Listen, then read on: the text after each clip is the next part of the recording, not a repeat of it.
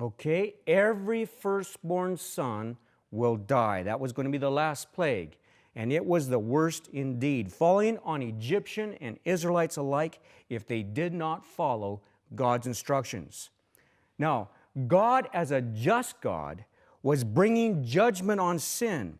But as a God of grace, He also mercifully provided a way of escape. God told the Israelites to take a lamb. The Lord said to Moses and Aaron in Egypt, "On the 10th day of this month, each man is to take a lamb for his family, one for each household." The lamb had to be a male, without blemish. It couldn't be deformed or defective in any way. God was asking for a perfect lamb.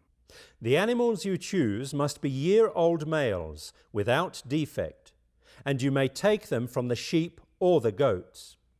Okay, they were to kill the lamb at the appointed time. So here's an illustration here. They were to kill the lamb at the appointed time. Take care of them until the 14th day of the month, when all the people of the community of Israel must slaughter them at twilight. They were to catch some of the blood in a bowl and apply it to the doorposts and to the lintel. Then they are to take some of the blood and put it on the sides and tops of the door frames of the houses where they eat the lambs. Once they'd completed this, they were to go inside the house and stay there until morning. Not one of you shall go out the door of his house until morning. During all this process, they were to be careful not to break any of the lamb's bones. It must be eaten inside one house. Take none of the meat outside the house. Do not break any of the bones. If they followed His instructions, God said, "I will pass over," and judgment would not come upon that household. On that same night, I will pass through Egypt and strike down every firstborn, both men and animals, and I will bring judgment on all the gods of Egypt. I am the Lord.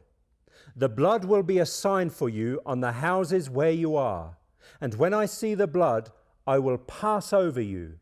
No destructive plague will touch you when I strike Egypt. When God came in judgment to kill the firstborn, He would pass over every house where the blood was applied. There was still judgment and death, but instead of the firstborn dying, the lamb died in His place as His substitute. And when the death angel came, wherever he saw the blood applied, he would pass over that house because judgment had come upon that lamb. The Israelites did just what the Lord commanded Moses and Aaron.